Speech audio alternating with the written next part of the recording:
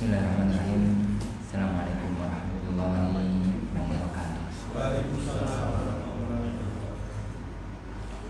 Alhamdulillahirabbil alamin. Wassalatu wassalamu ala asyrafil anbiya'i wa sayyidil mursalin Nabiyyina Muhammadin wa ala alihi wa ashabihi ajma'in. Wala haula wala quwwata illa billahi rabbil alamin. Asyhadu an la ilaha illallah wahdahu la syarika lah wa asyhadu anna Muhammadan abduhu wa rasuluh. Allahumma salli wa sallim wa barik ala nabiyyina Muhammad wa ala alihi wa ashabihi wa man sara ala nahjihi ila yaumiddin, amma ba'd.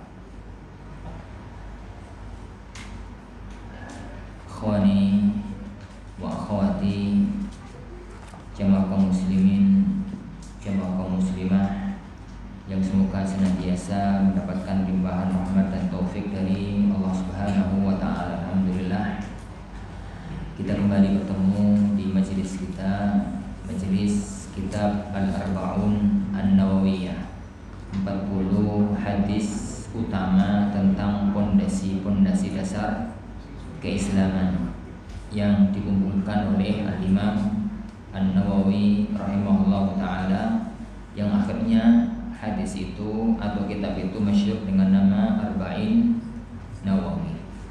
Karena Arba'in itu judul atau itu isi kitabnya, 40 hadis. Nawawi itu penulisnya, bukan penulis sih, yang mengumpulkan jadi satu kitab. Nah, pertemuan kita yang terakhir soal mana ya? Kita pakai mainan sama anak-anak.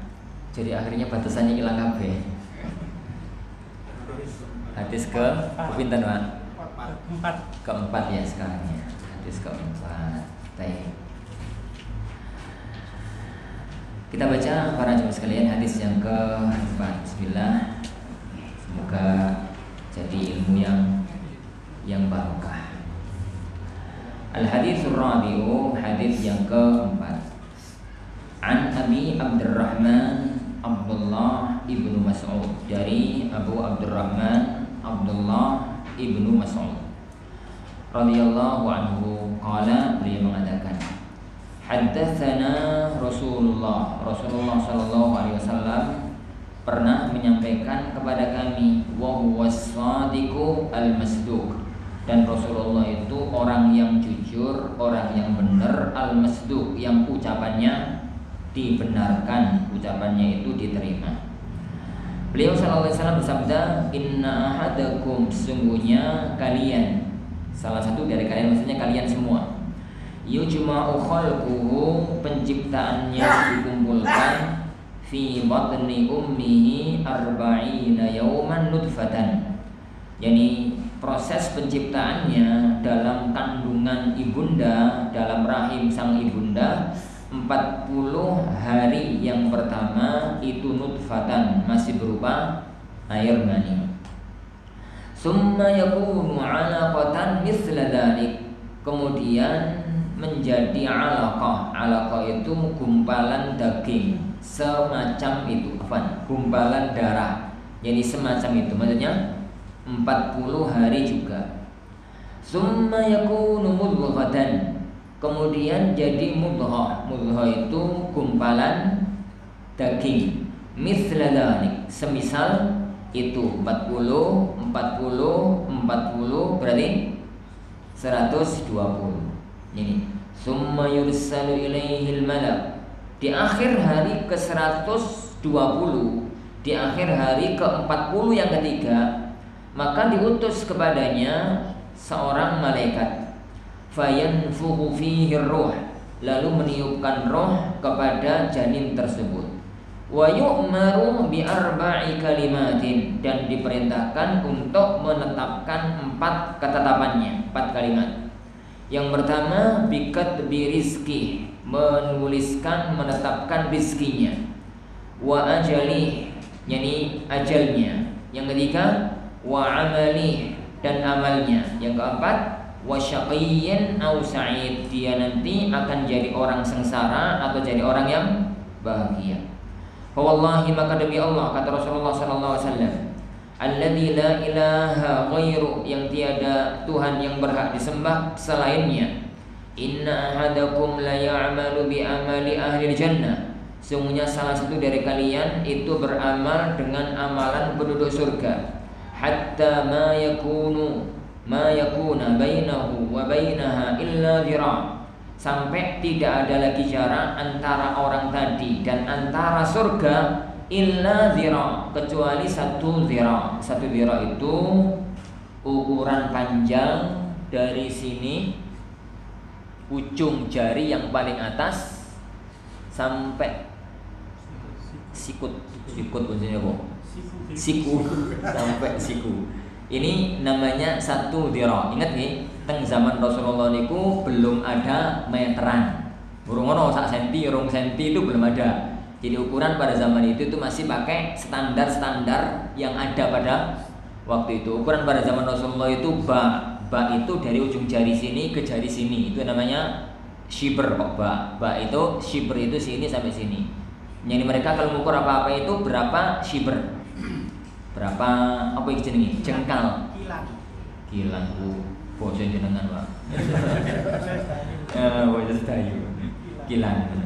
Nah, yang kedua lebih panjang lagi, mereka itu pakai dhira'. Dhira' itu satu dhira', maksudnya ini berapa panjangnya? Berapa dhira' begitu. Berapa dhira' itu maksudnya satu dhira' itu sekian sampai sekian. Pakai standar orang dewasa.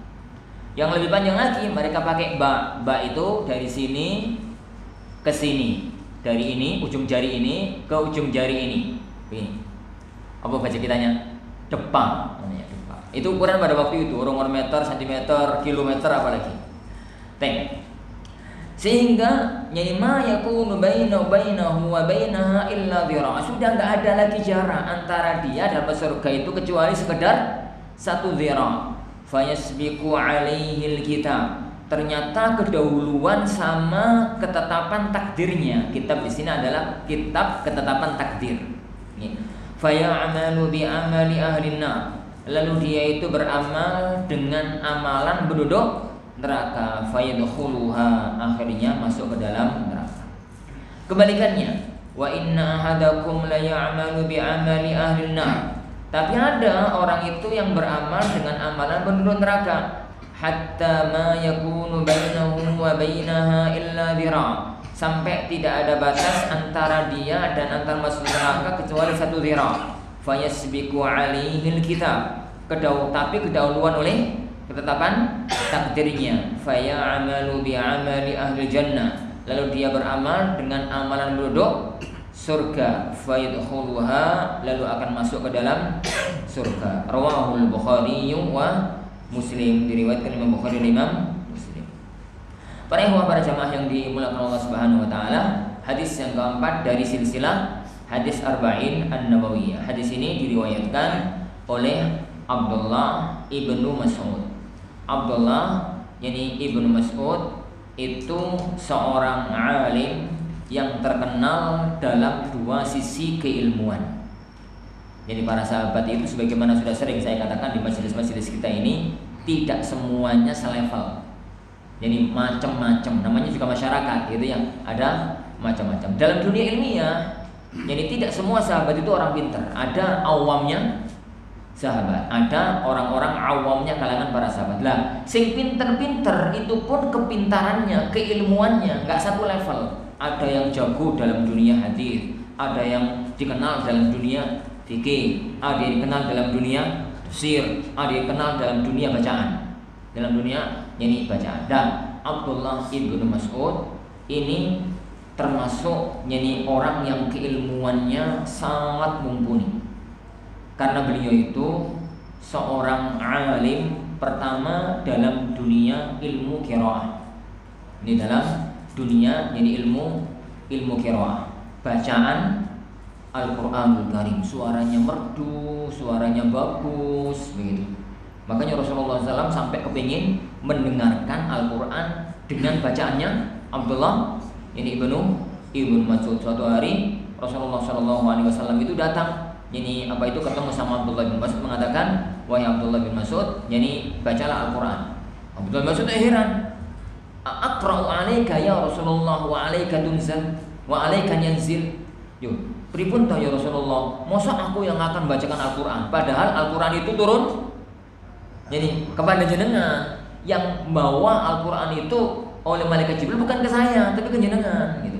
Maka Rasulullah mengatakan, saya kepingin mendengarkan dari selainku. Akhirnya beliau membaca surat yani An-Nisa. Beliau membaca surat An-Nisa dari awal sampai ayat 41, firman Allah Subhanahu wa taala, "Fa kaifa idza ji'na min kulli ummatin bi syahid wa ji'na bika 'ala haula'i syahida." Kemudian beliau mengatakan, cukup wahai Abdullah bin Mas'ud. Itu yang pertama. Suara beliau itu indah, merdu, jadi indah, merdu semacam itu. Yang pertama.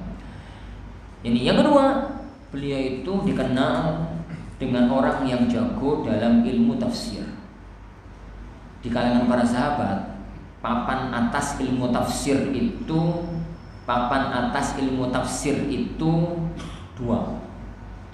Satu Abdullah bin Abbas, dua Abdullah bin Mas'ud. Itu papan atasnya dalam dunia tafsir.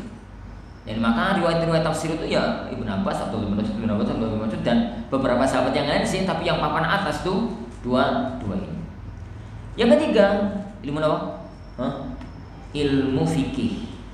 Yang ketiga, ilmu fikih. Ilmu tentang hukum-hukum agama, baik berkaitan dengan hukum ibadah maupun berkaitan dengan hukum muamalah. Yang penting hukum Islam. Kata Imam Al-Qayyim Al-Jauziyah rahimahullahu taala, jadi dalam masalah hukum semua orang itu ilmunya mengerucut kepada 4 orang. Jadi setelah sepeninggal Rasulullah SAW, maka yang jadi rujukan fikih di kalangan para sahabat setelah para sahabat senior wafat loh ya, Rasulullah SAW meninggal dunia, itu masih ada apa? Para sahabat senior. Tapi tatkala para sahabat senior itu masih hidup, masalah fikih itu gak kaken masalah. Kenapa coba? Masalah hukum itu gak terlalu banyak masalah. Kenapa coba? Rasulullah SAW wafat.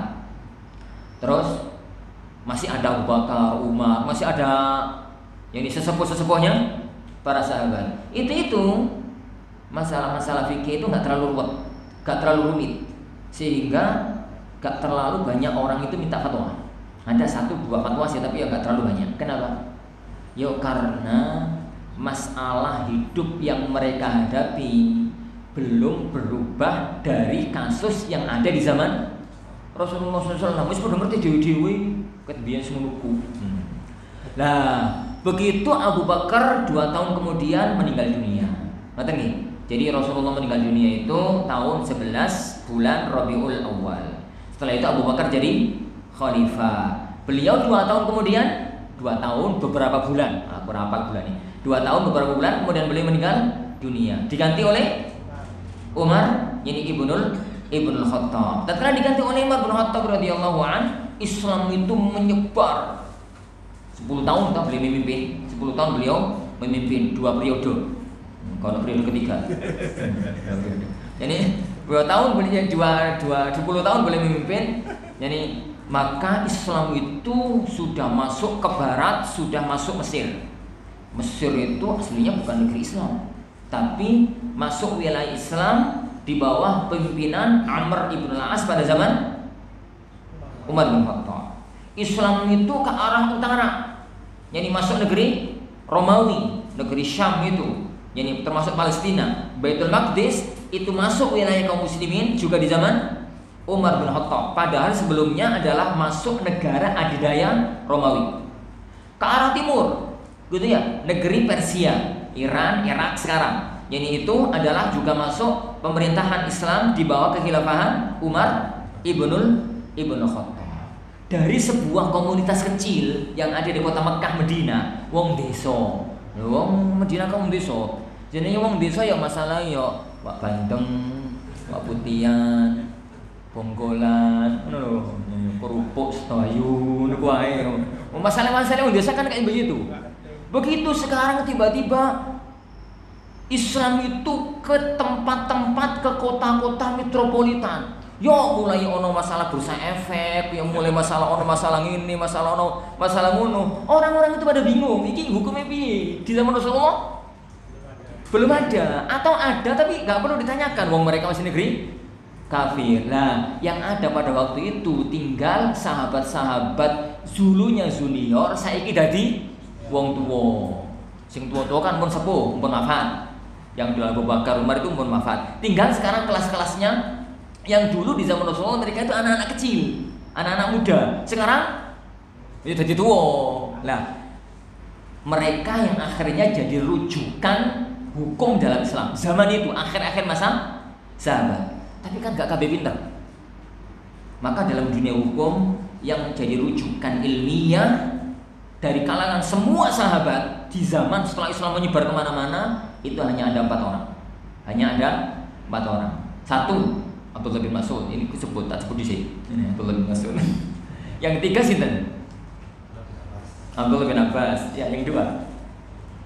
Jadi Abdullah bin Mas'ud itu rujukan ilmiah di negeri Kufah, di negeri Irak. Di negeri Irak, karena beliau tinggalnya di Kufah. Setelah meninggal Umar bin Khattab, beliau meninggal dunia, maka beliau pindah ke negeri Kufah dan menjadi rujukan ilmuwan di sana. Yang kedua, Abdullah bin Abbas itu menjadi rujukan ilmu di mana? Di Mekah. Karena beliau tinggalnya di Mekah. Rujukan ilmu di Mekah. Yang ketiga, di kota Madinah, rujukan ilmu itu Zaid ibnu Thabit, lalu diwarisi oleh Abdullah ibnu Umar. 4 ini rujukannya. 4 orang itu rujukannya. Di Kufah, yani ilmu hukum itu mengerucut kepada Abdullah ibnu Mas'ud. Kalau di kota Mekah, ilmu mengerucut kepada Abdullah ibnu Abbas. Di kota Madinah, ilmu itu mengerucut kepada Zaid ibnu Thabit, kemudian dilanjutkan oleh yani Abdullah yani ibnu Umar. Dari sini para jamaah yang dimulakan Allah Subhanahu wa taala, Abdullah bin Mas'ud itu bukan orang sembarangan, perawi atau seorang alim ternama. Ini seorang alim ternama karena menguasai disiplin ilmu dari banyak sisi, yo fikihnya, yo tafsirnya, yo bacaannya, ini semacam itu. Wallahu a'lam. Padahal wong yo fisiknya itu kecil, orangnya itu kurus. Kayak aku kan. Wong itu kurus, wongnya itu kurus, bahkan kakinya itu kecil sebelah. Kakinya beliau itu agak cacat gitu. Ini kecil sebelah. Ini kakinya beliau. Karena wong kuru itu rata-rata itu awake lemes. Kayak aku bareng awake lemes.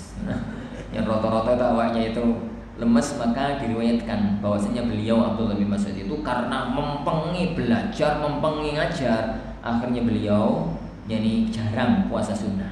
Kenapa? Wong itu kan beda-beda. Wong itu beda-beda. Kekuatannya itu, jadi itu indahnya Islam. Islam itu menjadikan amalan yang wajib, ibadah yang wajib itu dikit. Amalan untuk perjuangan, untuk berlomba, bukan di titik wajib. Wajib kok berlomba. Ini kak ngelakoni wajib dosa, ngono wae. Kak perlombaan yang wajib itu. Perlombaan itu di mana? Di amal sunnah. Jadi amal sing gak ono batase itu di titik sunnah. Misalkan sholat wajib, di lomba apa nih sholat wajib? Momek 5 itu.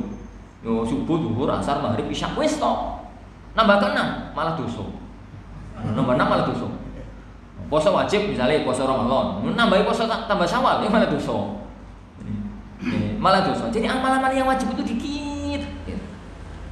Perjuangan, perlombaan itu di amal sunnah. Dan sengaja Allah itu menjadikan amal sunnah itu variannya banyak. Ono ibadah jenis sholat, ono ibadah jenis maca Quran, ono poso, ono sodako, ono zikir, ada belajar ilmu, ada ngajarkan ilmu, ada ini, ada itu. Lah orang itu yang terbaik adalah yang orang itu bisa memilih apa yang cocok dengan kondisinya, apa yang cocok dengan kondisi fisik dan kondisi lapangan yang ada. Orang itu nggak bisa disamakan antara satu dengan yang lainnya. Ini jenengan misalnya ditakdirkan oleh Allah Subhanahu wa taala nek poso itu masya Allah arep maghrib pun arep mati. Lemes ngono. Berarti koyoke amal sunnah jenengan itu bukan di arena puasa. Ya cari amal sunnah lain itu yang bisa berjuang dengan Gitu. Kenapa? Amal kalau memang memaksakan diri, iku gawe suwi. Kenapa? Memaksakan diri. Amal sing sesuwi itu apa? Enjoy. Amal sing nyantai, amal sing sesuai, sing dilakukan itu ambil seneng, itu yang bisa enjoy.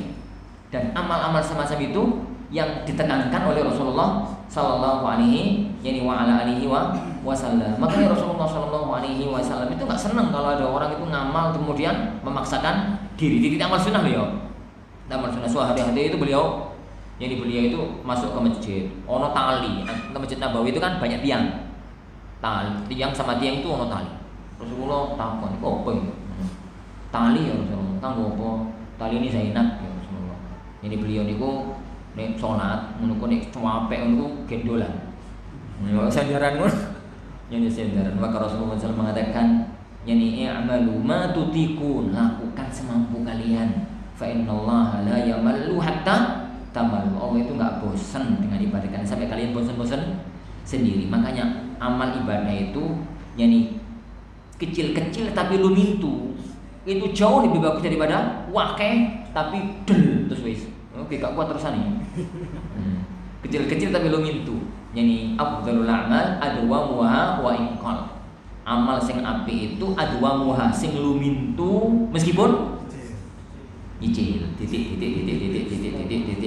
Misalnya dengan yang maca Quran. Maca Quran kok pas bar ngaji keutamaan baca Quran. Mun kok langsung sedina 10 juz. Dul sedina 10 juz. Sesuk sariawan. Lah piye ora tau. Yo titik gitu ben nanti nyaman. Oh sekarang ini sak juz nek kuat. Gak kuat yo piro nyaman nambah sampai bener-bener nyaman. Sampai bener-bener nyaman. Allah. Ya, itu sinten? Abdullah bin Ibnu Mas'ud. Jadi Abdullah bin Ibnu Mas'ud. Beliau mengatakan di sini, Rasulullah Shallallahu Alaihi Wasallam itu menyampaikan kepadaku dan beliau itu as-sadiqul masduq. Nah, kok pakai lafaz as-sadiqul masduq itu? Ini gak lumrah. Ada lafaz hadis semacam itu gak pakai lumrah. Kenapa ya, Pak?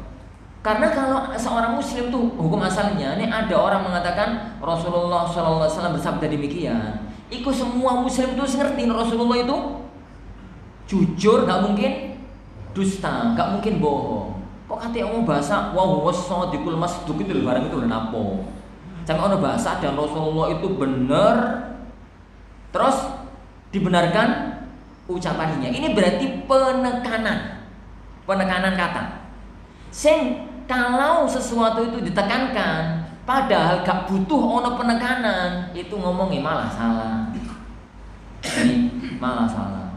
Misalnya jenengan itu misalnya nyuguhi tamu. Nyuguhi tamu. Ketok nih tamu itu jelas-jelas tamu itu kayak tadi pagi menunggu apa di rumah jenengan. Wai siang-siang kan wai mam to lapar. Jenengan ini suguhi. Nyari arep nyuguhi mangan ya, monggo Mas. Waktunya makan yuk, ngono wae landai. Gak usah pakai penekanan Allah demi Allah pencipta langit dan bumi. Sampean harus sekarang makan bersamaku. Ngapun lafaz wallahi demi Allah pencipta langit dan bumi itu berarti kalimat setelahnya itu ada penekanan. Itu kalau gak diomongi dengan gaya semacam itu kemungkinan didustakan. Itu baru butuh ngomong wallahi demi Allah ngono-ngono. Nek enggak muspro di bahasa Dayu itu apa yang muspro itu buang-buang energi. Sia-sia, buang-buang energi. Lafaz diungkapkan menekankan padahal gak ditekankan pun jadi gak ditekankan. Itu pun yo sudah percaya, ya sudah. Sampai ada penekanan wa wasadiqul masduq. Itu berarti di situ ada titik penekanan. Di mana titik penekanan itu? Ada dua kemungkinan. Ada dua kemungkinan. Kemungkinan yang pertama karena berita ini berita yang agak berat.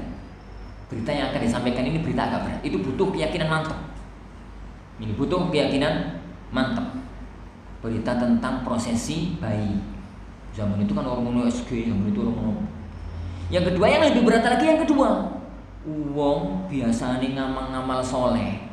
karepe masuk surga, baru mendekati masuk surga ternyata kiri masuk neraka, akhirnya masuk neraka. Abot iki hati iso tak tenanan to mun Rasulullah sabda ku tenanan to. Mosok to wong apik, orang bagus, dia itu sudah mau mati arepe masuk surga ternyata kok takdirnya masuk neraka, akhirnya masuk neraka tenan to yo. Jadi sebelum dia tenan-tenan wong, Abdul Qasim jaga diri sebelumnya. Sebelum ditakoni tenan to. Beliau dari awal sudah ngomong wa huwa as-sadiqul masduq. Itu perisai ben gak ada takoni sing aneh-aneh. Yang kedua para yang sekalian, Abdullah bin Mas'ud itu manggene di mana? Tinggalnya di mana? Medina. Kan barusan ngomong sama jenengan tadi. Di mana? Di Kufah, di Irak. Di Kufah, di Irak. Lah, di negeri Kufah, di negeri Irak. Negeri Irak itu dulunya orang-orang Persia. Nah, negeri Kufah itu dari dulu itu terkenal negeri balelo. Negeri sing wong itu ngeweyelan.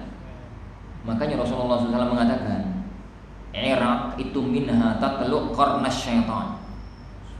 Jadi beliau sallallahu alaihi wasallam mengatakan, beliau sallallahu alaihi wasallam mengatakan, Allahumma barik lana fi Syamina, Allahumma barik lana fi Yamanina. Hadis Sahih Bukhari, Sahih Bukhari Muslim.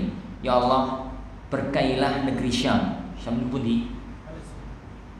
Syam itu Palestina, Lebanon, Suriah, Jordania. 4 negara itu dulu namanya negeri Syam. Dulu namanya negeri Syam. Yani Allahumma barik lana fi Syamina, ya Allah berkailah negeri Syam. Allahumma barik lana fi Yamanina, ya Allah berkailah negeri Yaman. Yaman ini mana? Ya Yaman ini sekarang, Yaman Utara, Yaman Selatan nih. Benar ya? Yaman Utara Selatan ya? Ya pokoknya Yaman lah, Yaman semuanya itu sampai sekarang namanya juga Yaman. Yaman. Di negeri Yaman. Nah, tatkala Rasulullah semacam itu ada salah satu sahabat itu asal muasalnya dari Irak, bukan disebut protes sama nyanyi Rasulullah. Ya Rasulullah, wa fi Irakina ya Rasulullah.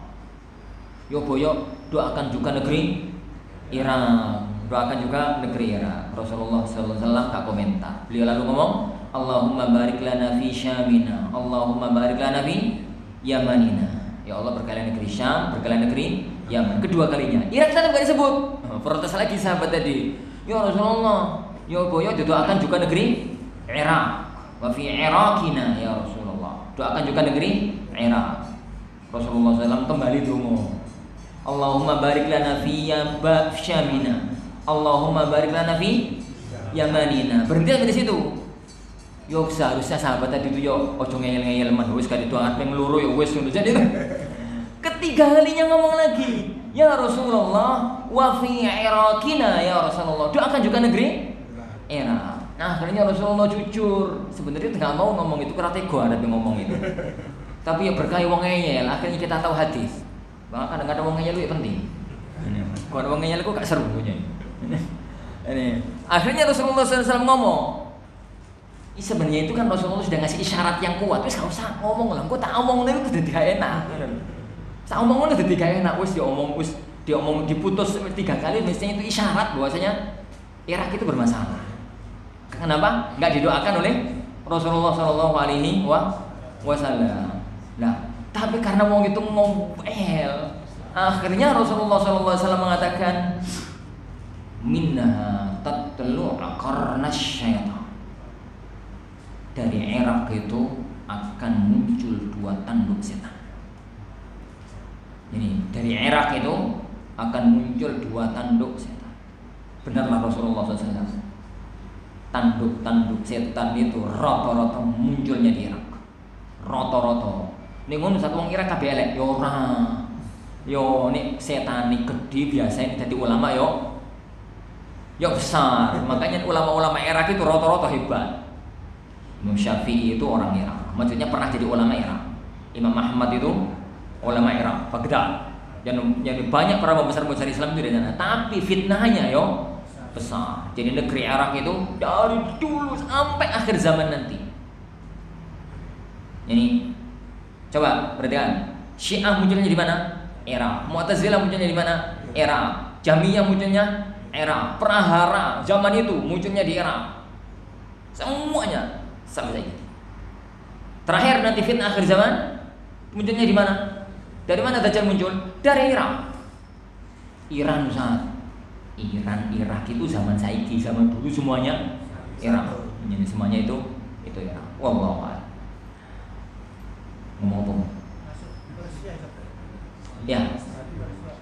Jadi istilah Irak itu dari timurnya Syam terus ke timur sampai area Bubukitan, sampai area batu-batu cadas Bubukitan. Sampai ngerti peta betul? Ini Palestina ke area timur itu kan area Syam. Nah, area Syam setelahnya timurnya lagi itu kan Irak peta sekarang. Jadi Irak peta sekarang itu ke arah timur terus sampai di negeri manakah? Area Bubukitan, area pegunungan yang batu cadas, area sebelah baratnya Afghanistan. Dulu semua itu namanya Persia, yang daerahnya namanya Irak. Negaranya namanya Persia, tapi daerahnya namanya Irak. Loh kok ganti Ustaz? Ya mesti tuh ganti. Politik itu kan gonta ganti. Zaman Pak Harto, Timor Leste itu Indonesia. Yani zaman Habibie di luar Indonesia. Makanya kalau ada orang nulis, yani saya warga Indonesia yang tinggal di provinsi Timur.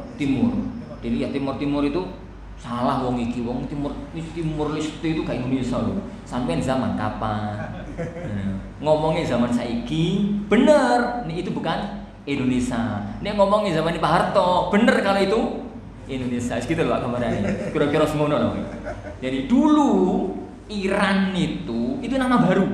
Dulu semuanya itu masuk kawasan Irak. Dulu.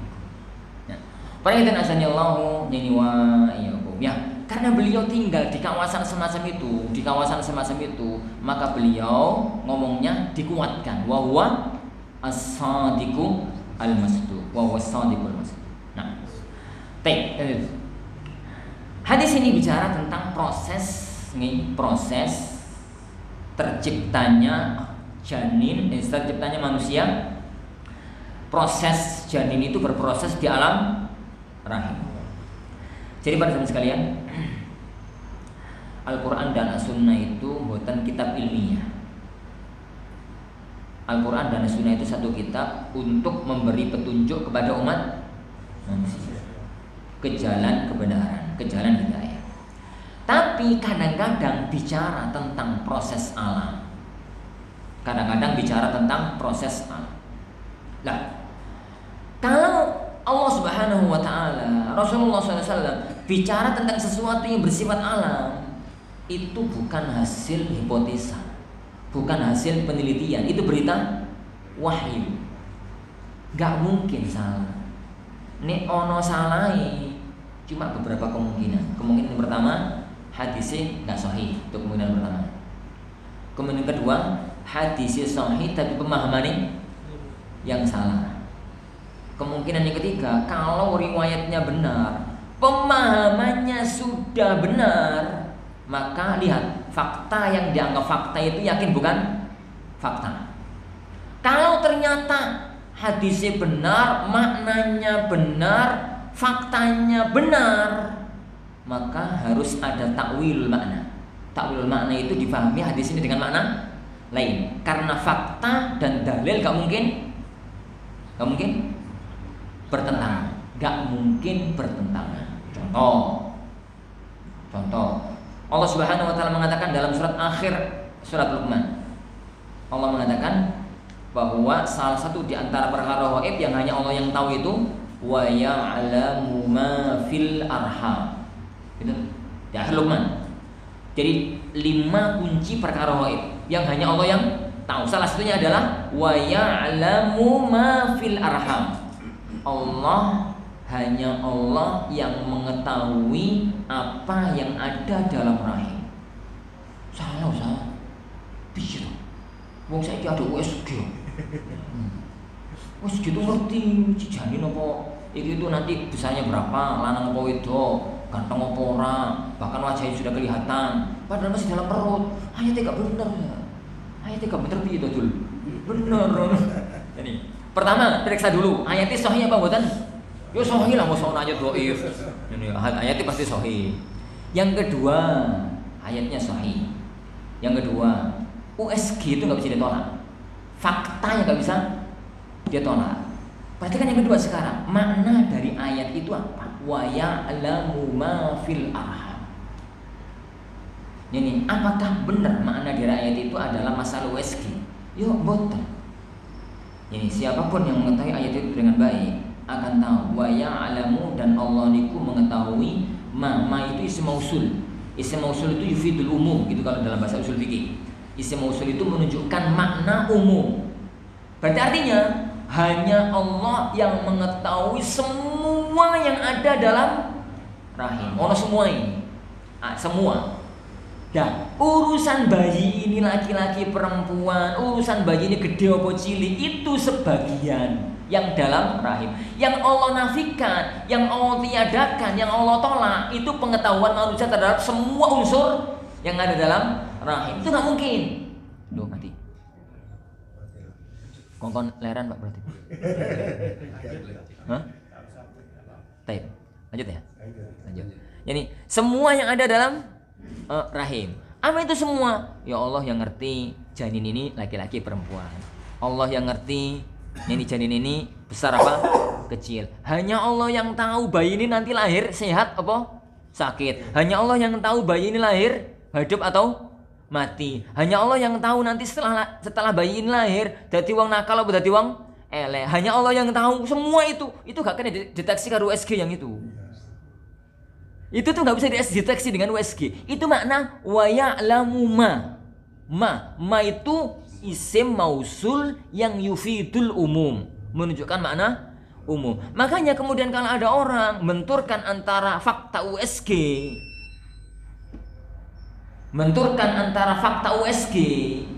dengan ayat itu bukan pada tempatnya. Karena ayatnya bicara umum, USG itu sebagian yani dari kasus yang ada di dalam begitu. Jadi tak masalahnya itu adalah semacam ini, tak masalahnya itu adalah semacam itu. Makanya para jamaah yang Allah Ta'ala, kalau kemudian ayat dalilnya benar, pemahamannya benar, kok ternyata bertentangan dengan fakta, berarti ada yang masalah. Nggak mungkin benar. Makanya dulu dalam Sahih Muslim, dalam hadis Hudzaifah atau hadis Hudzaifah, beliau menceritakan ada seorang bapak-bapak itu sowan menghadap sama Rasulullah SAW. Dia wadul, saudaranya itu sakit perut. Dia mengatakan, ya Rasulullah, ya Rasulullah, saudaraku sakit perut. Ngoten nggih. Oleh Rasulullah SAW, karena dia ngomong saudara sakit perut, maka Rasulullah mengatakan isqihi asala, kasih minum madu. Oke ya Rasulullah. Pulang. Disuruh kasih minum madu, pulang. Dikasih minum madu. Jangan sakit tadi loh, dikasih minum madu. Bukannya sembuh, tambah parah, tambah guling-guling, tambah parah. Keesokan harinya sowan kembali sama Rasulullah SAW karena tempatnya agak jauh, jadi nggak bisa langsung. Keesokan harinya sowan lagi sama Rasulullah SAW. Lalu mengatakan, ya Rasulullah, saudara saya ya Rasulullah kemarin saya bilang kan jenengan sakit perut, terus jenengan suruh kasih minum madu. Tak kasih minum madu ya Rasulullah tambah parah ya Rasulullah, tambah nemen gitu. Rasulullah SAW kembali mengatakan isqihi asal, kasih minum madu. Itu nih ngadepi dokter paling ditutup dokter. Wingi salah, wingi sudah salah, saiki dibaleni. Tapi karena sahabat itu ngerti ini tuh bukan dokter, Rasulullah itu nggak dokter, ini tuh berita wahyu. Rasulullah kalau ngomong isqihi asala itu tuh wahyu, bukan hasil hasil belajarnya mau kedokteran, bukan. Belajar mau kedokteran soalnya salah ini. Tapi ini tuh berita wahyu. Akhirnya pulang, dikasih madu kedua kalinya. Hari yang kedua dikasih minum madu lagi, tambah parah. Nomor loro salah ya, parah tambah gak karu-karuan. Keesokan harinya wangsul lagi kepada Rasulullah SAW. Kenapa balik lagi? Nah kan gak dokter, ini kan Nabi. Ini Nabi ngomong, ya Rasulullah, ampun 2 kali ya Rasulullah, tambah nemen, ngono ya. Rasulullah SAW mengatakan isqihi asal, kasih minum madu mas. Oke, pulang sampai yang di dokter kok yang paling enak ini apa no ini beliau itu mau pulang karena yakin seyakin-yakinnya wahyu nggak salah, wahyu nggak mungkin salah. Nek ono sing salah berarti di sisi yang lain. Pulang dikasihkan minum madu yang ketiga kalinya, terus sembuh. Hari keempat datanglah orang tadi lapor sama Rasulullah SAW. Ya Rasulullah, ampun ya Rasulullah, alhamdulillah, ampun sembuh. Komentarnya Rasulullah SAW, alam ta'alam anni Rasulullah. Sampai dia ngerti toh, aku itu Rasulullah. Sampai dia ngerti toh, aku itu Rasulullah. Jadi ini ono salai itu berarti bukan di titik wahyu. Jadi misalkan jenengan praktek hadis ini, ngoten nggih, sakit perut, terus minum madu, gak sembuh-sembuh. Yuk jangan salahkan hadis ini, salahkan madu ini gak asli. Madu ini gak asli. Itu yang pertama. Madu ini gak asli nyalahkan hadis ini. Nomor dua, bisa jadi itu bukan sakit perut.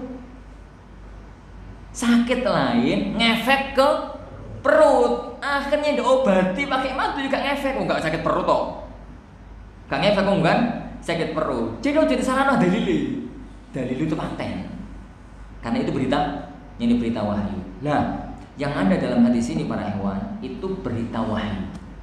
Ini itu adalah berita wahyu bahwa proses manusia di dalam alam rahim itu sebagaimana yang beliau sebutkan. 40 hari yang pertama itu masih berupa nutfah. 40 hari yang kedua itu sudah berupa wujud tapi masih daging, masih darah. 40 hari yang ketiga itu sudah proses daging, kemudian sudah mulai sambil berproses daging sambil berbentuk. Sambil berbentuk. Di hari ke-120 itu sudah orang.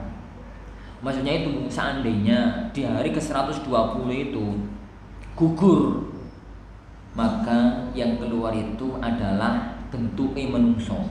Ya wis ana sirahe, sudah ada tangannya, sudah ada kakinya, meskipun kecil seandainya kucing, tapi ya sudah ada wujudnya, sudah ada bentuknya yang semacam ini. Tapi sebelum hari ke-120 itu bayi ini belum hidup.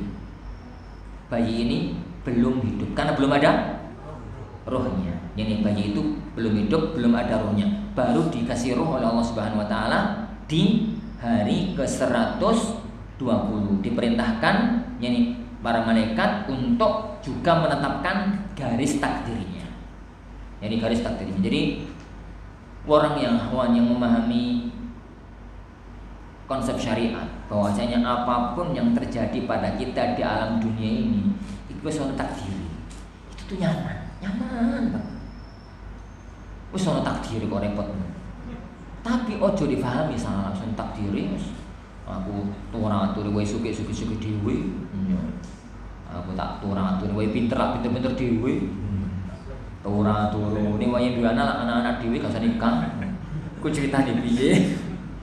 Jadi garis takdir para ikhwan azani Allah wa yakum, garis takdir itu maknanya semua itu sudah ada garis takdirnya. Sekarang yang penting sampeyan itu jalankan syariat, jalankan perintah Allah. Hasilnya serahkan pada garis takdir Allah Subhanahu wa taala. Nah, Allah akan memerintahkan kepada kita untuk usaha akhdul asbab. Usahanya itu pok maksimal. Dari ya misalnya para ikhwan, ini orang itu masalah rizki itu wis ono garis takdir. Masalah rizki kan tadi apa itu? Lafadznya yani rizki, bikat birizki. Rizki itu sono takrane, wis ada ukurannya, wis ada garis takdirnya. Tapi kan Allah memerintahkan kepada kita itu untuk kerja. Patokan syariat itu memerintahkan kepada kita itu kerja. Lah kerja patokan syariatnya itu dua. Satu yang halal, dua sing tenanan. halal karo tenanan. Ini rumus kerja dalam agama kita itu cuma dua, halal karo tenanan. Kerja apa? Ini terus aja di telu lah, telu. Halal tenanan yang cocok dengan kondisi jenengan. Yang cocok dengan kondisi jenengan. Itulah gawe rumus telu. Pertama, halal. Nggih. Jangan sampai langgar syariah. Yang kedua, tenanan. Ojo karo-karo takdir selesai hal-hal iku nek wis suke-suke dhewe. Bukan, perintah syariat itu bukan begitu. Yang ketiga, cocok dengan naluri kejiwaan, naluri fisik kejiwaan. Baik, yang pertama, apa dalilnya coba? Yang pertama, rumus kerja. Ini rumus kerja dalam pandangan syariat. Gak usah pakai manajemen sing aneh-aneh. Nyantai. Manajemen itu ilmu belakangan. Kita pakai manajemen wahyu ini. Yang pertama ya ikhwan, pegang yang halal. Kenapa? Halal haram itu nggak merubah jatah. Nek jatah sampean sakmono diambil dengan cara yang halal ya sakmono, diambil dengan cara yang haram ya sakmono. Makanya kan Rasulullah SAW dalam riwayat Imam Baihaqi beliau mengatakan inna Jibril nafatha fi rawi. Sungguhnya Jibril itu menyampaikan kepada diriku, inna nafsalan tamut, orang itu nggak akan mati kecuali rizki ini ente, ajali ente. Wong itu nggak mungkin mati. Wong undang-undangnya malaikat maut itu nggak boleh nyabut nyawa kalau yani ajalnya belum habis, rizkinya belum habis. Rizkinya belum habis. Ini wong itu wis mati berarti wis nggak mungkin hidup. Wong rizkinya ente, arep mangan opo rizkinya sudah habis. Lah, setelah Rasulullah menyebutkan ketetapan takdir, apa kata beliau? Kalau memang rizki itu ono ketentuan nih dan orang itu nggak akan mati kalau rizkinya belum habis, maka fattaqullah, bertakwalah kalian kepada Allah. Wa ajmilu fit talab, cari rezeki dengan cara yang bagus. Apa itu? Tinggalkan yang haram, ambil yang halal. Fa innahu la yunalu ma indallahi illa bi ta'ati. Karena yang di sisi Allah, rezeki yang datang dari Allah itu nggak mungkin didapatkan kecuali dengan taat kepadanya. Itu yang pertama, rumus halal. Rumus halal. Halal ini yang membawa rezeki itu barokah. Rezeki barokah. Podo-podo sak jutai barokah, kalau sak juta gak barokah itu beda tuh. Rezeki barokah kalau tidak itu gambaran ini loh, paling gampang itu.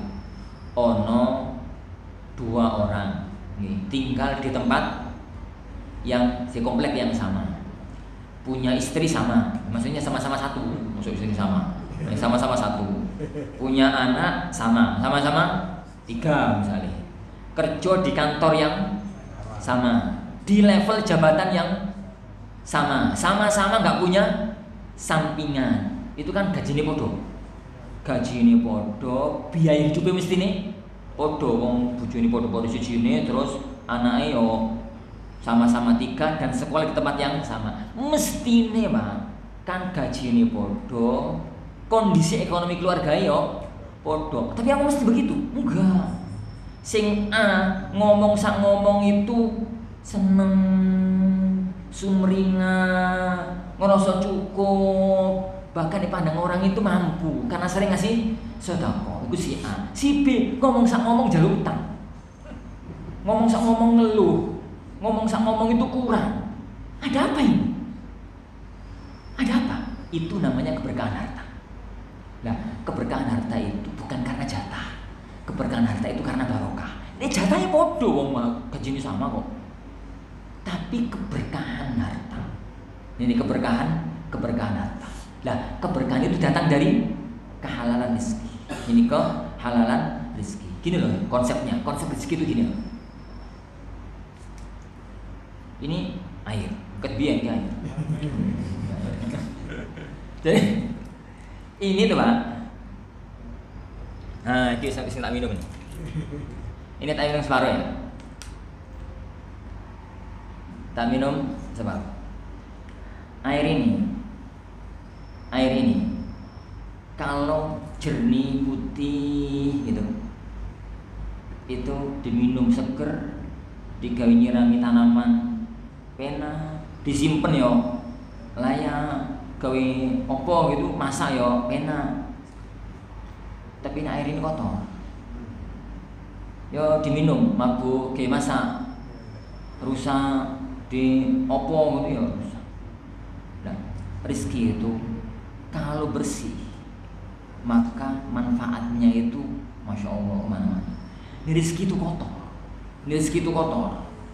Dapatnya itu dari yang kotor. Podo sak ini tapi kotor. Ini gunung sini kurang. Ada satu cerita yang mungkin melantur 100. Imam Syafi'i rahimahullah itu Imam Syafi'i itu Hasan al-Basri itu lupa. Imam Syafi'i saya ingat. Itu diwaduli sama orang. Ya Imam, pripun nggih? Kula niku kok uripe susah gitu ya. Rezeki ini kita akeh, penghasilan ini kita banyak, tapi kok enggak cukup. Kenapa? Imam Syafi'i itu ngomong, "Sampeyan kerjanya apa, Mas?" "Karyawan." "Oh, karyawan. Nah, gajinya berapa?" "Anggap misalnya 5 juta. Anggaplah 5 juta, gajinya 5 juta. 5 juta ya Imam. Oh gitu. Ya wis. Kerjamu gimana? Kerja yuk gini. Oh gitu. Ya sudah kalau gitu sampeyan sekarang ke bosmu ya. Minta gajinya dikurangi 4 juta. Minta gajimu dikurangi 4 juta. Protes orang tadi. Pripun to jenengan niku? Gaji sekarang saya itu 5 juta. Kurang ya Imam. Kok malah nyuruh? Dikurangi jadi 5 juta itu pripun to? Wis to, manut to. Oh nggih, manut.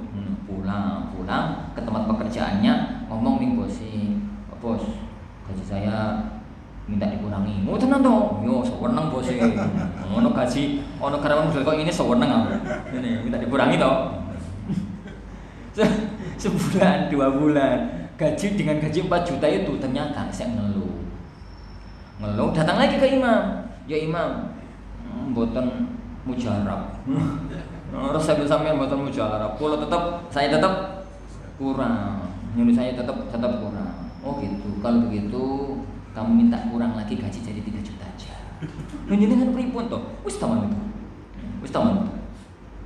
Manut ya karena yang dihadapi itu Imam Syafi'i, manut. Jadi itu tipikal santri yang mau manut karo gurune. Manut. Mulai-mulai itu minta dikurangi gaji. Bosnya itu seneng karena kurangi gaji. Ini seneng bosnya. Enggak ngomong-ngomong. Nah, sebulan 2 bulan itu Masya Allah. Dia itu menghadap saya Imam Syafi'i setelah dikurangi jadi 3 juta. Menghadap saya Imam Syafi'i itu sumringah, ketok seneng. Dia datang sama Imam Syafi'i, ya Imam, Masya Allah, Alhamdulillah. Sekarang kebutuhan ekonomi rumah tanggaku itu cukup, seneng dan luweh. Oh sisane gitu loh. Kenapa ya Imam? Dari mana? 5 juta kurang, 4 juta kurang, 3 juta lebih. Itu gimana rumusnya? Imam Syafi'i yang buyang. Ini beliau mengatakan, kamu mau tahu apa rahasianya? Pekerjaan kamu itu Mas, mestinya itu layaknya hanya gajinya itu 3 juta. Jadi duitmu sing bersih itu cuma 3 juta. Tatkala dapat 5 juta, sing 2 juta itu kotor. Duitmu sing bersih 3 juta, kecampuran 2 juta melok kotor kabeh, makanya gak cukup kabeh.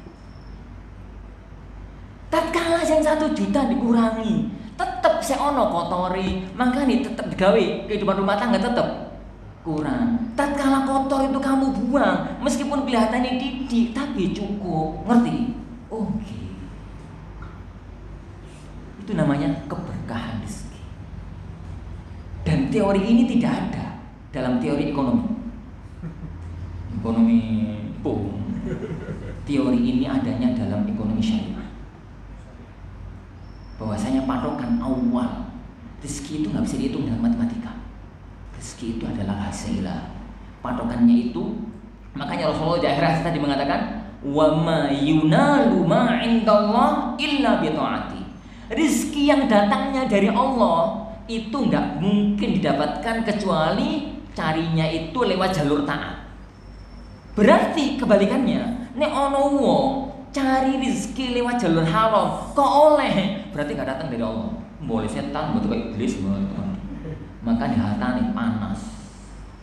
Hartanya itu panas kan. Jadi kan ini makanya sadar kok. Banyak loh orang itu pada saat sekalian. Orang itu rezekinya wakil tapi Masya Allah kurang. Ya ratu tu Roma tu kedua. Napa? Yo kurang. Ini hidupnya. Kenapa? Itu yang bermasalah. Itu yang pertama. Tapi Islam punya konsep yang kedua. Halal tok kadang-kadang mau ngomongin halal pokoknya halal saat nyantai. Yo ora. Syariat juga enggak begitu. Syariat itu memerintahkan orang itu kalau aktivitas sing tenanan. Dagang sing tenanan, karyawan sing tenanan. Jadi ustaz sing tenanan. Ngono. Dadi santri sing tenanan. Mas ustaz sing tenanan itu ya tenanan sing sinau, tenanan sing opo, tenanan sing ngajar. Ojo ini opo. Dari mana kita ambil itu? Rasulullah SAW bersabda, Innallaha yuhibbu idza 'amilal 'abdu 'amalan an yutqina. Allah itu seneng kalau seorang hamba itu aktivitas an yutqinahu. Yutqin itu bahasa kitanya itu seprofesional mungkin. Itkon itu yo sing tenanan, sing tenanan. Yang itkon, yutqinahu itu ya sing tenanan, sing bener-bener tenanan, sungguh-sungguh. Ini benaran yang sungguh-sungguh. Nah, ini terserah dunia manajemen kalau yang kedua ini. Bagaimana cara sungguh-sungguh dagang ya piye caranya. Yang ketiga, pekerjaan itu banyak. Para ulama kita itu berselisih pendapat tentang pekerjaan yang paling bagus itu apa. Pendapat yang terkuat yang paling cocok dengan kondisi jiwa. Oh no, wong iku. Ini kan jiwane wong itu beda-beda. Nek wong iku seneng tani, jiwane iku seneng tani. Masya Allah, tandur sak tandur itu urip dadi, tandur kacang dadi, tandur ini dadi, tandur itu dadi. Tapi nek wong itu gak seneng tani, kemudian maksakan diri tani, mati terus. Maksudnya orang itu Pak kalau seneng nandur itu dengan jiwa sumringah. Nek wong itu gak seneng, ini cuk mati kabeh. Orang itu nek seneng mbek, masya Allah, mbek iku lemu-lemu, ganteng-ganteng ngaran wong iki. Tapi nek wong itu gak seneng karo mbek, itu yang diramu tapi karo nesu. Ngerti ya kawan, kejiwaan itu, fak jiwa itu berpengaruh kepada barang. Wallahi kawan. Makanya opo-opo itu hadapi dengan hati yang jernih. Hadapi dengan hati yang jenengan itu ini duwe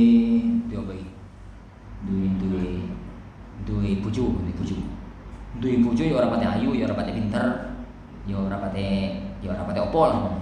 Tapi jenenganku masya Allah seneng, diterima, disyukuri, ngono ya. Susila tambah ayu. Tenan. Tapi jenengan itu nek duwe bojo. Kemudian senengane tiap hari itu di ngeluh, tambah elek. Terus tukaran terus berkata. Jenengan itu kalau punya barang disenengi, disyukuri, barang itu awet gitu. Nek punya barang gak disyukuri, cepet mati, cepet rusak. Yakin gitu. Makanya jenengan itu kalau duwe barang wis nesu karepe didol, lah mesti cepet rusak. Karena hati wis gak seneng. Tapi kalau hati seneng itu awet gitu. Hati nih seneng itu kan tangan laku ya ngusapi, ya ngelapi, ya rusak titik apa didandani. Tapi nih hati wis gak seneng, mbak semono sak kayu-kayune ya cepet rusak. Perhatikan ya konsep ilahi. Konsep ilahi itu konsep matang yang itu mengalahkan semua konsep manajemen. Hanya kaum muslimin sendiri yang kurang pelajari konsep-konsep syariat. Jadi konsep-konsep syariat mentah gitu loh tengah. Jadi bahas rizki itu padokane halal to. Gono padokan profesional. Kakor-karuanku. Tadi ini sama semalam sejak tadi ini pokoknya rizki sono takerane kok. Loh, sopo sing ngajari semacam itu? Di satu sisi ada orang itu belajar itu sungguh-sungguh, kerja sungguh-sungguh, tak memahami konsep keberkahan. Akhirnya melanggar syariat juga. Jadi melanggar syariat juga. Itu jadi gambaran semacam itu. Jadi patokanlah dua sisi. Sisi syariat, jadi sisi takdir tadi. Semua sudah ada takdirnya. Kewajiban kita itu hanya jalankan syariat. Jalankan syariat itu ikhtiar yang halal, maksimal, yang cocok dengan kondisi jenengan. insya Allah tidak ada yang nggak beres dalam hidup. Nggak ada yang nggak beres ya akhwan. Ini dalam hidup. Makanya akhwan, ini dengan ini saya tutup aja di sini. Penggalan yang kedua tahun depan. Penggalan hadis yang kedua bulan depan insya Allah subhanahu wa ta'ala. Perintah nazari Allahu ini wa ya. Allah itu maha adil. Allah itu menjadikan kebahagiaan hidup di alam dunia itu tidak Allah letakkan di satu tempat. Tapi banyak orang itu yang salah menempatkan bahagia sehingga karuan. Ini ada satu kalimat yang sangat indah dari Abu Sulaiman Ad-Dari, salah satu ulama yang dikenal dalam dunia tazkiyah dan adab. Ini beliau itu mengatakan, innan nasa, yani talabu, yani innan nasa, yani talabu al-ghina bi kasratil mal wal ghina fil qanaah. Wong iku rebutan kepingin surga, kepingin sugih, kepingin kaya, cari kekayaan itu dengan mengumpulkan harta yang banyak. Salah. Inti kekayaan itu qanaah, trimo ing pandu.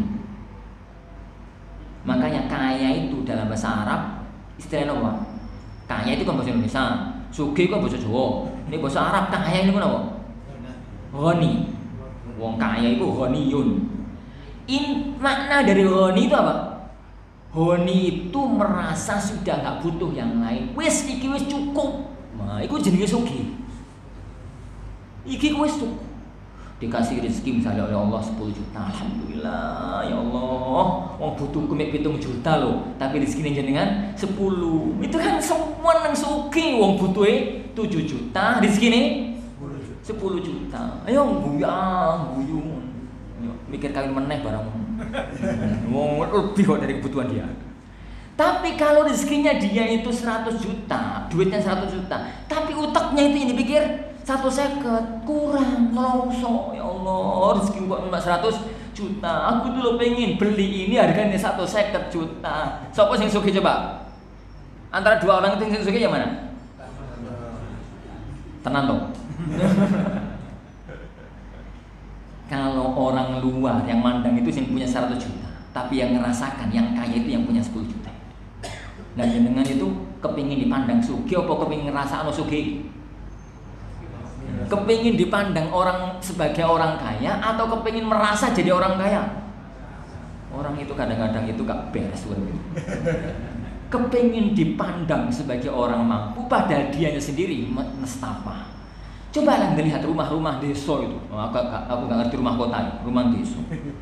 Masya Allah, penampilan luar itu keramik, porselen wapi ngono. Kamari masya Allah, buradul garuan. Masuk ruangan depan itu masya Allah, yuk keramikan yo opo. Masuk ke rumah masya Allah, iki omah menungso pome wedhus. Nemen pokoknya. Kontras antara luar sama dalam. Itu kan rata-rata umum. Kepingin dipandang dadi wong sugih padahal awake dhewe gak ngerasakan nyaman tinggal di rumah. Yo sini sebenarnya kan tempat yang paling sering dia tempati itu yang nyaman. Jopo yo pantese yes ngono wae jopo. Pokoknya orangnya itu nyaman. Ini orangnya itu terasa nyaman. Kepingin kelihatan kaya. Rumahnya elit, mobilnya elit, ngeredit. Terus gak ribet tapi ngeredit, ngeden. Yang ngeredit mobil itu sebulan 20 juta, ngeredit rumah sebulan 30 juta, ngeden. Tapi orang yang memandang, wong iki kaya raya, tapi yang urip ngeden. Yang satu sisi, masya Allah, urip kelihatan sederhana, tapi nyantai, nyaman. Ini, apa ya? Ini itu yang pertama. Yang kedua, talabur rahata fil kathrah warahatu fil i'tidal. Itu kata Abu Sulaiman Ad-Dari. Orang-orang itu kepingin urip nyaman. Yo kabeh wong kepingin urip nyaman. Tapi yang dipandang kepingin nyaman itu barang-barang itu akeh. Yo duwe ngene akeh, duwe ngono akeh, duwe ngene akeh, duwe ngono akeh. Katanya nek ngono nyaman. Panenmu piro, Mbak? Nyeni panenku sami ini Mbak cuma 1 hektar. Nyeni sawahku. Seandainya saya punya sawah 10 hektar itu paling nyaman diriku, tambah melarat. Tambah melarat. Yo ganteng sawahnya timbang wong. Kenyamanan hidup itu di standar.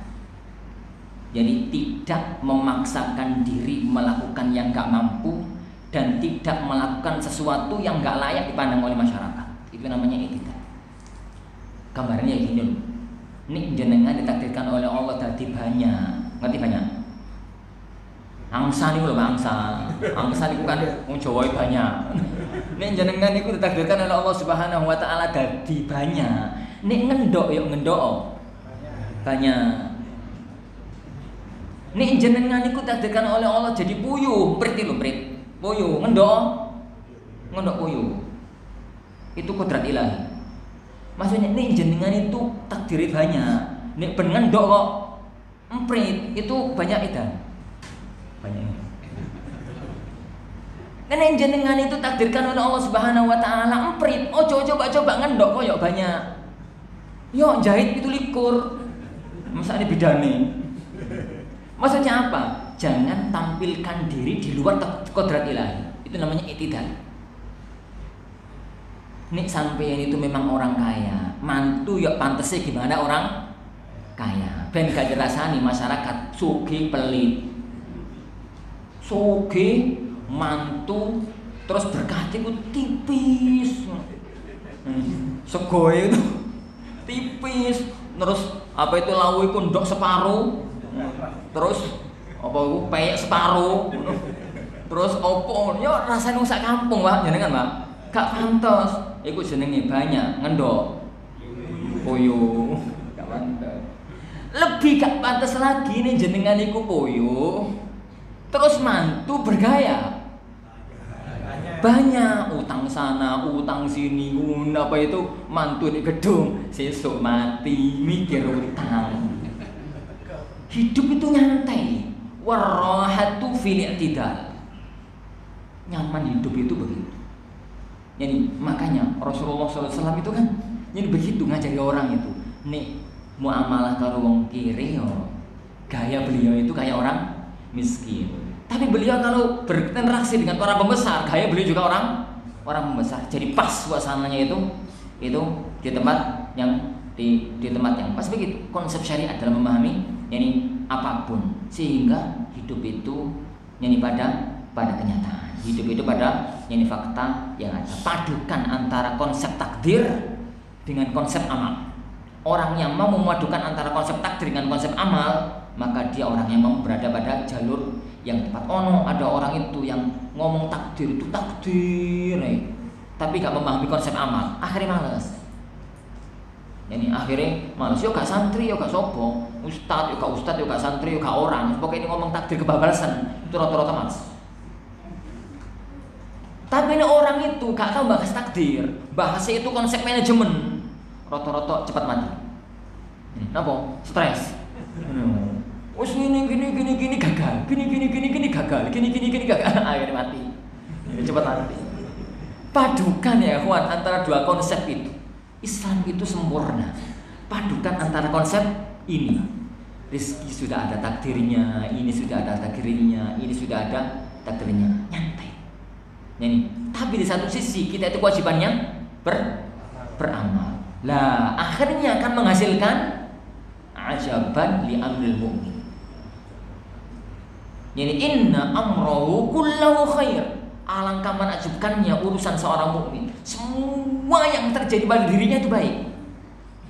In asabathu sarra'u syakar. Jadi kalau dia itu mendapatkan kebaikan syukur dan itu baik untuk dia. Kalau kena musibah sabar, itu baik jadi untuk dia. Kenapa?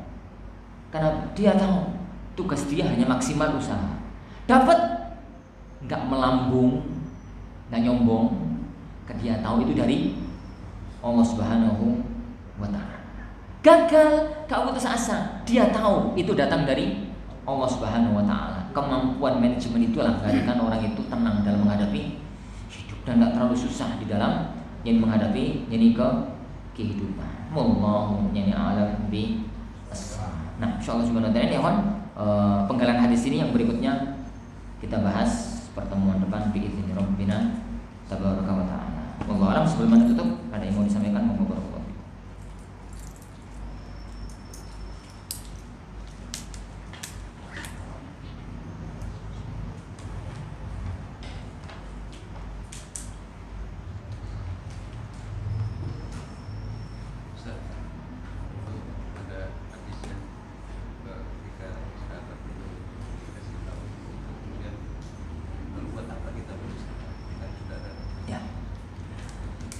Jadi hadis itu hadis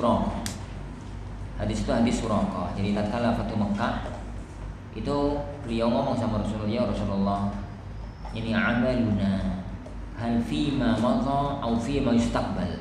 Ya Rasulullah, amal yang kita kerjakan sekarang itu wis ono garis takdire apa belum? Ini apa belum? Dan berikut yang lain, ya Rasulullah, amal yang sekarang kita kerjakan itu yang buku catatan itu wis kering apa masih basah? Ini wis bahasa kan kena dihapus, dia kering kan wis ora kena dihapus. Maka Rasulullah mengatakan fima madha, itu sudah berlalu dan enggak mungkin dirubah. Makanya kemudian Rasulullah mengatakan, "La fa fima lama ya Rasulullah, kalau begitu ngapain terus kita berusaha? Pasrah kalau takdir selesai." Pasrah aja kalau takdir selesai. Maka Rasulullah SAW menggabungkan antara dua konsep ilahi. Beliau mengatakan, "I'malu fa kullun muyassarun lima khuliqala." Berjuanglah kalian, berusahalah kalian, karena semua orang itu akan dimudahkan untuk menggapai takdirnya. Kita itu gak pernah tahu takdir kita. Jadi yang bisa kita lakukan adalah berjuang. Ternyata kok Allah jadikan kita gampang melakukan apa-apa yang insya Allah takdir kita semacam itu. Makanya insya Allah disusul dengan masalah yang kedua yang kita bahas ini bulan depan, bahwa ini kadang-kadang secara umum orang itu meninggal dunia sesuai dengan kebiasaan. Tapi kadang-kadang nggak semacam itu. Apa sebab dan bagaimana solusi? Insya Allah kita bahas pertemuan yang akan datang bi'idzni rabbina tabaraka wa ta'ala. Kita akhiri. Subhanakallahumma wa bihamdika, la ilaha illa anta, astaghfiruka wa atubu ilaik. Wassallallahu wasallam wa baraka ala nabiyyina Muhammad. Assalamualaikum warahmatullahi wabarakatuh.